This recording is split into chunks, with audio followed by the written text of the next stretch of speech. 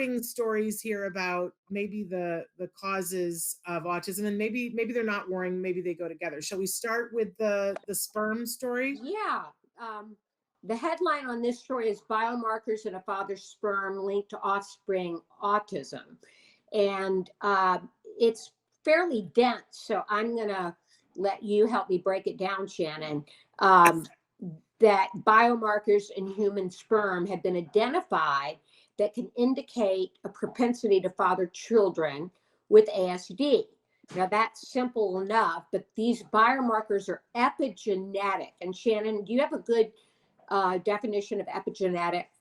No, I'll be honest with you, it evades me. But my understanding is that it's something that can be passed down, that Yes, it's I hereditary. understood it as when environment alters genetics.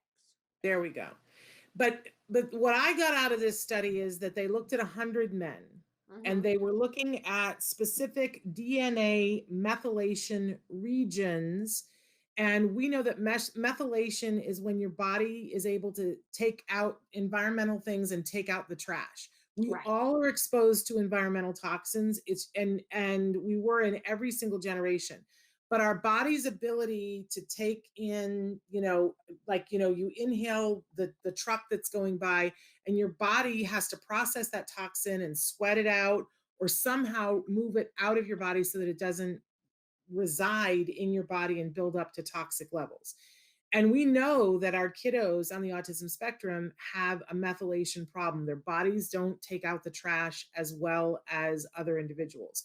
So what they did was they looked at 100 men's sperm, and they looked for these DNA methylation regions and found very specific areas, and identified that these particular things would be prevalent for potentially fathering a child with autism. Then they took 100 cases of sperm, and they tried to just identify who might be a father of a child on the spectrum based on those things found in the sperm, and it was 90% accurate. That's a They pretty only high had, level of accuracy. That's a pretty yeah, huge percentage.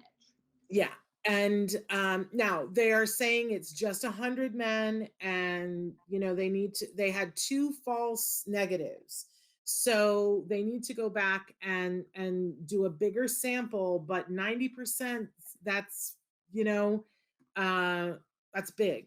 And I think that this is going to be something that sort of rocks our community in a lot of different ways. And my husband and I have already had a conversation about this morning, because basically what they're saying is that at some point down the line, they could have a dad give a sperm sample, and they could tell them what their percentage would be of fathering a child on the autism spectrum. Right. And that, of course, leads to some conversations that aren't comfortable. I Right. mean, my husband and I were talking about it this morning, and I said, I shudder to think, if we had been in a circumstance where we had known that he had a higher propensity to have a child with autism without having had a child with autism, I think that would have scared us. And Hmm. I would not have wanted to have missed parenting Jem for anything under the sun. Right. And So it brings up the same ethical questions that amniocentesis brings up. yeah, And one of the reasons why we don't see as many uh, people in the community with Down syndrome is because Down syndrome has all but vanished due to amniocentesis and parents being able to find out if they have a Down syndrome embryo. So, and choosing selective termination. it Um, it it kind of breaks my heart a little bit. I mean, I know you had a brother who yes. was Down syndrome, so you might And have different I can't concepts. imagine what life would have been like without him. Yeah. So it really brings up so many ethical questions, as does this study. Yeah. I know we were pressured, really, because of my advanced age. When we were pregnant with Jem, we were pressured repeatedly by our healthcare provider to have amniocentesis. In order to sign off on it officially, because I said to them I was going to get a lawyer if they didn't stop asking me, Hmm. they made us go in and have genetic counseling And I said, sure, I'll sign up to do that. And both of us had to be present. And I'm not kidding you.